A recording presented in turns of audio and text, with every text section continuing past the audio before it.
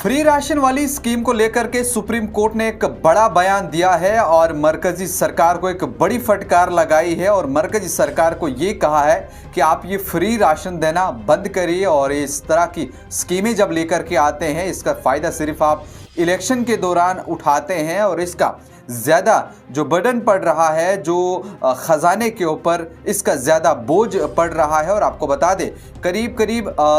30 लाख करोड़ से ज़्यादा का खर्चा इस बात पर आ रहा है कि ये जो फ्री राशन लोगों को दिया जा रहा है। और ऐसे में जब सुप्रीम कोर्ट का रुख किया गया तो और सुप्रीम कोर्ट की जानिब से ये कहा गया है मरकजी सरकार को कि आप इस स्कीम को मज़ीद एक्सटेंड करने के बजाय, आगे बढ़ाने के बजाय आप इन स्कीमों को बंद करिए और रोज़गार के मौके पैदा कीजिए ताकि आप लोगों को रोज़गार दे सको। आप जवानों के लिए ऐसी स्कीमें लेकर के आओ, जो पढ़े लिखे नौजवान हैं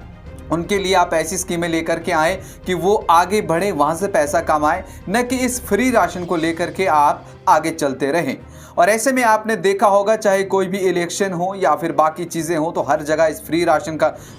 को जो है वो गिना जाता है। और इस समय 80 करोड़ लोगों को अनाज जो है वो दिया जा रहा है, जिसका मकसद ये था कि कोई भूखा ना रहे, कोई प्यासा ना रहे, हर एक तक जो है वो अनाज पहुँचे। और ऐसे में जो नेशनल फूड सिक्योरिटी है उनकी तरफ से भी एक ये जो स्कीम जब बनाई गई थी और कोविड के बाद जब बहुत ज़्यादा लोग परेशान हुए थे तब ये स्कीम लाई गई थी ताकि कोई भी भूखा प्यासा ना रहे। लेकिन इस हवाले से मैं आपको बता दूं जो मरकज़ी वकील हैं यानी सेंट्रल गवर्नमेंट के जो वकील हैं तुषार मेहता और उनके साथ एक और वकील हैं, जब वो अदालत तक पहुँचते हैं वहाँ पर इस सब चीज़ों के ऊपर जब बातचीत चलती है और अगर हम देखें तो जो सॉलिसिटर जनरल तुषार मेहता हैं उन्होंने अदालत को बताया कि हुकूमत नेशनल फूड सिक्योरिटी एक्ट 2013 के तहत 80 करोड़ गरीब लोगों को दीगर ज़रूरी अशिया के साथ गेहूं और चावल की शक्ल में मुफ्त राशन फराहम करती है।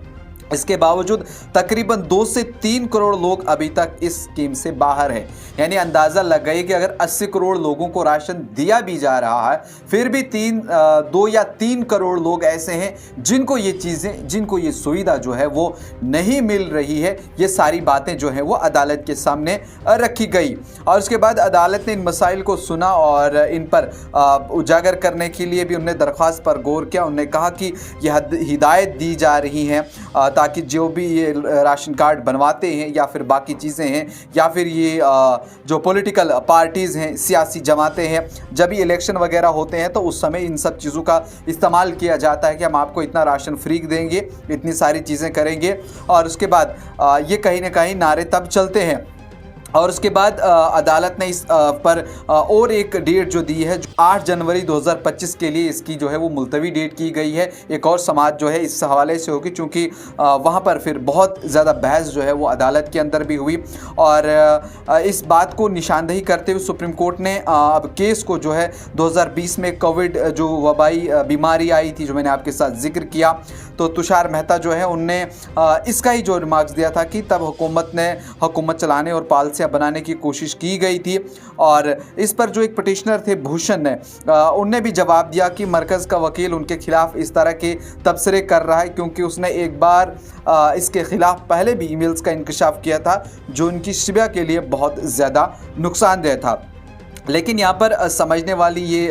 बात है कि जो आज का मौजू था हमारा यहाँ यूँ चाहिए कि जिस पर हमने गुफ्तगू की कि एक अच्छा स्टेप जो है वो ये कहा गया है, एक अच्छी बात जो सुप्रीम कोर्ट की तरफ से कही गई है मरकज़ी सरकार को कि आप कम से कम इस तरह का कोई रोड मैप लेकर के आइए, कोई इस तरह की स्कीम लेकर के आइए जिससे लोगों को रोज़गार मिल सके, वो ये फ्री राशन या बाकी चीज़ों के पीछे ना पड़ें, वो इस तरह का अपना कोई बिज़नेस या अपना कुछ इस तरह का यूनिट खोलें जहाँ से वो खुद पैसा कमाएं और बाद में राशन जो है वो ले लें ताकि इन सब चीज़ों के पीछे वो ना पड़े। और मरकज़ी हुकूमत ने भी हिदायत दी कि वो सिर्फ राशन फराहम करने के बजाय नए रोज़गार जो हैं वो पैदा किए जाएं। और सुप्रीम कोर्ट ने ये भी कहा कि रियासती हुकूमतें न सिर्फ इस राशन कार्ड को जारी कर सकती हैं बल्कि वो आवाम को खुश करने के लिए इस पर इन्हिसार करें। जब तक मरकज़ी हुकूमत इसका बोझ उठा रही है यह तर्ज़ अमल मसले का हल नहीं हो सकता। अदालत ने